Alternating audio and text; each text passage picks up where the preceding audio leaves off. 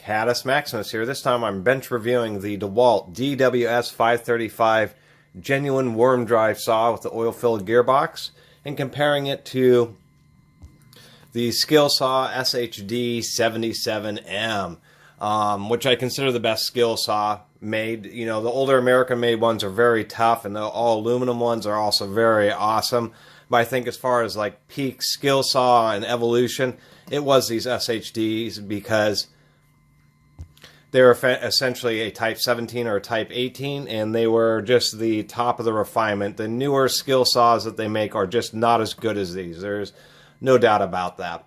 And so I'm comparing basically the best that Skilsaw ever made to the best framing saw DeWalt has ever made by far. So we'll pull out some of the features here. Let me get this off the table. This is indeed a worm drive saw. Let me get this cord out of here. It does have a nice heavy-duty 14-gauge cord. We can actually see here, if I can get this oriented correctly, that it is indeed a oil-filled worm drive. Now, there are several differences between the DeWalt and the Skilsaw. This has a magnesium base, where on the Skilsaw they kind of learned their lesson. They had some earlier of the mag ones had flat aluminum plates and they started to bend. Some did have magnesium base plates, and the newer ones are magnesium, but magnesium's quite brittle. And for the duties of the job site, what Skil ended up with was the rolled, folded edge, thick aluminum base plate. And that's about the best that you can do.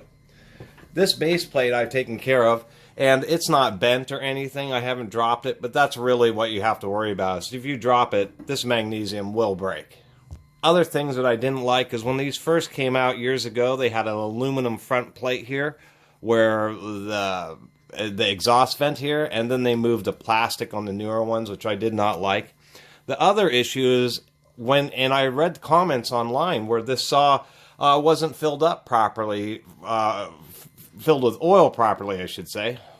And when I opened up this one, it was indeed low, about half as much as should have been in there, and that was also another severe disappointment.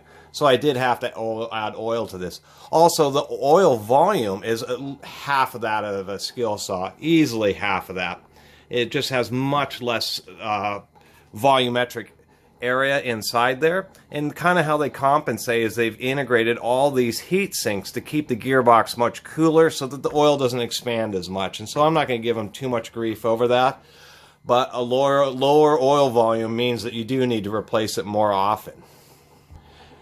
Furthermore, the issue about the oil in this gearbox and its low volume is it's more sensitive to being overfilled. When you fill this oil up, you look right in the instruction manual, you always have the shoe in the full upward position or the maximum cut depth, and then you just put it on the edge of a table so it just sits, and that's how then you pull out the cover and you put in oil. Well, on the DeWalt, you need a flashlight because you fill the oil up till it reaches the bottom of the inside of the hole, which is a bit confusing, and it's really easy to overfill. It's really kind of an annoying process. Skilsaw was down that road decades ago. And on a Skilsaw, you do the same thing, raise maximum depth of cut, put it on the table, but when you fill this, you just fill it up until it starts pouring out over the edge. It's totally, I don't like to use the word idiot-proof, but it is. You just fill it up until it runs out, and then you're ready to go like a car differential. Where on this one, if you do that, you'll end up overfilling it, and you risk blowing out the bellows that's behind the blade here. That it has a bellows as the oil expands. There's like a diaphragm that allows it to expand and contract. If you put in too much oil, it will cause it to leak. So I thought that was a real issue. DeWalt should not have made that type of design because it's just too easy to mess up, and it's too inconvenient to be shining into that oil hole with a flashlight. Try to make sure it's right at the bottom of the inside. They should have made it where you just fill it up like a car differential or like the Skilsaw until it runs out, and then you just put the cap on. Other things I didn't like is it has a plastic, as we can see right here. Let me zoom in a little bit. The blade guard lever, the lift lever here, is plastic. That's definitely no-go. Definitely a no-go. Even though this one's held up, probably one of the first things to break. The performance in this saw is great. It is a worm dry saw, and one specific property of worm dry saws, if you are ever looking at a used worm dry saw, they all have what's known as pre-tension bearings. If you take a sidewinder saw or just about any saw, and you do this, where you try to wobble the blade back, not this way in its rotational direction, but for spindle play, any worm drive saw should have zero. Zero. When you move this blade back and forth, it should feel absolutely dead tight, period. Like the wheels on your car or something like that. If you ever have a worm drive saw where there is some play, then that means the bearings are horribly worn. There's some real issues, and you probably shouldn't use the saw. But it's one of their advantages is that the blade is held really tight. The other advantage, of course, is that your hand is way back here, so it's easier to steer and do long cuts. The worm drive itself does not give you more torque. The companies really like to advertise that, and the gear ratio is what gives you torque, whether you have a 5-to-1 or a 10-to-1. It doesn't matter whether those are spur gears, planetary gears, herringbone gears, or worm drive gears. It's just that a worm drive allows you to have a very steep reduction ratio and a very compact package. And as the worm gears spin, they are continuously engaging, so they do operate very quietly and very smoothly. They're not individual gear teeth that are coming together. Even helical gears that are kind of slanted are a little better, but they're still gear teeth that come together. This is a spiral, and so it never engages and disengages. One of the reasons they are so smooth. I do like DeWalt Ergonomics. They've always done a pretty good job on the ergonomics, so that's pretty good. It has a pretty nice trigger.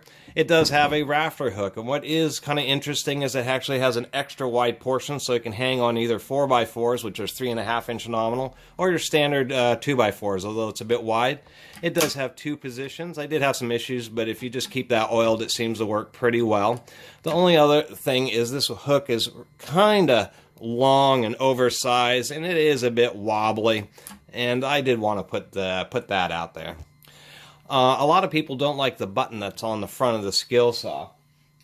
When you want to lock up the gearbox on a Skilsaw, you have to push this button, and sometimes people have had issues leaking, and it can be a bit awkward to press that button right there. DeWalt did improve that, where it comes down on top right here. It's very unlikely that you're accidentally going to hit that while the saw is running. And it actually locks up against the spindle, so this lock doesn't have seals. It doesn't go into the actual oil-filled area of the gearbox. So they did, put some thought into that, and that isn't so bad. The bracketry, such as the bevel here, is nice heavy-duty steel. Same thing with the depth, very thick, heavy-duty steel, as well as the sub-bracket that actually connects to the base. The adjustment handles are metal or steel, and they're not too bad. The one issue that I do have with these is that over time these types of handles tend to get loose. And you find that this thing is, when it's at full depth, you're pressing it down to where it's almost hitting the base plate, so you want to adjust it. It's a bit of a hassle on the DeWalt because you have to get a big old 3/4-inch socket, unscrew that, and pull this off, and readjust the handle to the next position, and then put it back on. That was another road Skill has been down a long time ago. This is one of the reasons why Skilsaws are not just their reliable reputation. There are several YouTube videos, one from, I can't remember, some carpenter, I forget his name, but he has a huge review. It has like 500,000 views on this Skilsaw, and he puts it best. There are countless people in the United States who have supported families, directly paid their bills due to lumber that was cut with Skilsaws, and the fact that they could absolutely rely on these. And that is without a doubt a fact. Now on Skilsaw, with those handles that start getting readjusted, what they've done here is they just have, the handle actually has a hex on it, so this handle is actually like a little 9/16 wrench. And then it goes over this nut. This nut has a little undercut and an E-clip. So all you need is a nail, a screwdriver, anything. You just pop that E-clip off and just take this handle and adjust it to the next position if it's not working out for you. So really nice, easy, and a reliable method of adjusting the handle positions on the Skilsaw. DeWalt kind of got a little overcomplicated, and they didn't need to be, and it's actually much more of a hassle.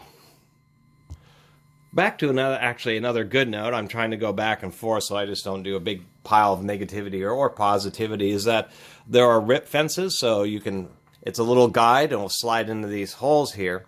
And then it allows you to cut say a small strip off the side of a piece of plywood much more accurately.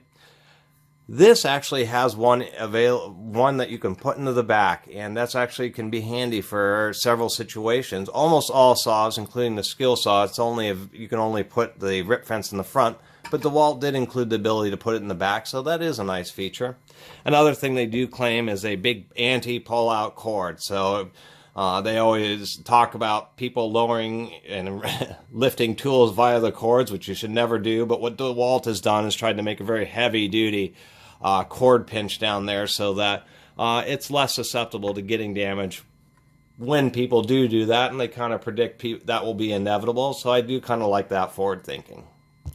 And I think I forgot to mention, I should at the beginning, this is a full 15 amp saw with a 4,800 RPM, so it's just a little bit faster than the 15 amps by 4,600 RPM, but it gives you a nice combination of both speed and plenty of torque. And one other feature they did include in this saw is up here there's actually a ball detent, so when you move this to common angles such as 30 and 45 degrees, it will have a ball detent that kind of gets it to set there and makes it a little bit easier to adjust. The graduations are easy to read, like the depth is right here on the blade guard, and that's easier to read and deal with, to tell you the truth, than the graduations being here on the actual arm on the Skilsaw. So that's one advantage that the DeWalt has. Although I wish it was built a little bit heavier duty. As we can see, in what has been an issue with dropping Skilsaws is that this upper blade mount or cover can end up breaking because it just isn't secured by that much. Here on this DeWalt, we've got a screw down here that secures it and a couple screws from the handle that help secure it. And actually, it wasn't until the Type 15s or Type 16s, but Skilsaw finally had enough issues with it breaking, so they put an additional mount at the bottom of the back of the blade guard. So it was just some more homework needed to be done by DeWalt on what made their competition such a standard. And they did a pretty good job on this saw, but I'll tell you what, for the amount that they charged for this, which is easily the same price as the Skilsaw, they could have done a bit better of a job. And not to say this isn't an awesome saw that's powerful and accurate and all the above, but there's just many little aspects about it that just don't make a lot of sense for a saw that was made decades after Skilsaw had well established themselves. You know what I mean? They tried to reinvent the wheel just a bit too much and ended up missing the point in several aspects. One thing I will mention, though, is that the motor is good and it does stay cool. This is designed for hard and heavy-duty cuts. There's actually a YouTube commercial about this saw. And we can see right here, we can see the size of the venting. There's this huge venting. The vent holes down there at the bottom you can stick your finger into, which may not be so great because if this is in the back of a bed of a truck, real pieces of debris like rocks and sticks can get in through there. But it's not very likely that will happen. But it just does have a huge amount of airflow going through the motor. And so this always ran nice and cool. Or, you know, it got warm, but it never got hot. Never had any of those kind of issues. And I do like the trigger. It is a wider, broader trigger, and it has an okay spring. It really seems solid. That's always been a complaint by some people. I never minded it because I knew it was heavy duty. But the Skilsaw has always had a narrow trigger. They could have used a wider, and it's just a plastic molding. And the springs on these Skilsaw triggers are always really heavy duty, although they're 22 amp rated triggers in the Skilsaws. Also, in relation to the DeWalt, the Rafter Hook on the Skilsaw is just a basic unit like this, but it is well mounted, it is very heavy duty, and it is nice and rigid. It doesn't have like any wobble whatsoever. And so I did want to mention that. The DeWalt hook is more versatile, deeper, but you get more wobble, and it's just not as physically robust. So, and that's an expected trade-off. Anyway, I just kind of wanted to do a bench review. I kind of like this saw, but I've decided to sell it, so I figured, and I was looking through my videos and realized I'd never made a video about this unit, so I'm doing that now. Anyway, I'll call that quits for this review of the DeWalt Worm Drive DWS535 saw. They do make a DWS535B with an electric brake, and that actually does intrigue me because I always like the idea of an electric brake on a portable saw. I used to have a Makita Sidewinder that was like that, and I regretfully sold it. Anyway, I really appreciate everybody watching and subscribing, and if you haven't subscribed, please do subscribe to the Catus Maximus channel. Until next time, Catus Maximus out.